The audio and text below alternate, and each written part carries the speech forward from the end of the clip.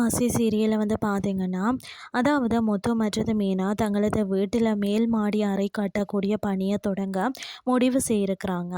அப்போது முதல் செங்கலை தானே வச்சு பூமி பூஜையை நடத்த வேண்டும் என்று விஜயா வலியுறுத்துகிறார். தனது தந்தை வீடு கட்டிய போது முதல் செங்கல்ல தான் வைத்ததாக கூறி இந்த நிகழ்வுகளையும் அதையே செய்ய வேண்டும் என பிடிவாதம் பிடிக்கிறார் விஜயா.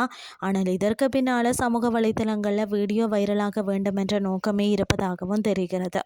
இதற்கிடையில் முத்து தனது தந்தை அண்ணாமலையிடம் வீடியோ கால் செய்து விஜயாவின் செயல்களை பற்றி சொல்கிறார்.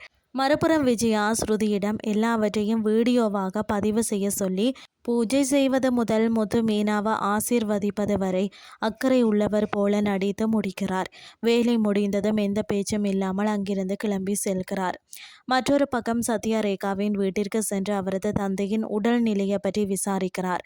அடுத்த நாள் மருத்துவமனைக்கு செல்ல வேண்டி இருப்பதாக ரேகா கூற அவரை தன்னுடைய வீட்டிற்கு அழைத்து செல்ல சத்யா முடிவு செய்கிறார். அந்த நேரத்தில் ரேகாவின் தந்தை திடீரென நெஞ்சுவலி ஏற்பட்டது போல டிராமா போடுகிறார். மருத்துவமனைக்கு செல்ல மறுத்த அவர் தன் மனைவி சிந்தாமணி கொடுக்கும் மாத்திரையை சாப்பிட்டதும் உடல்நிலை சரியானது போல நடித்து ஏமாற்றுகிறார். இதை பயன்படுத்தி கொண்ட சிந்தாமணி, உன் அப்பாவுக்கு நீ அருகில் இருந்தால்தான் நிம்மதி என்று கூறி ரேகாவை 2 நாட்கள் அங்கேயே தங்க வைக்கிறார். ரேகாவும் சத்யாவும் தேவையான பொருட்களை எடுக்க சத்யாவின் வீட்டிற்கு செல்கிறார்கள்.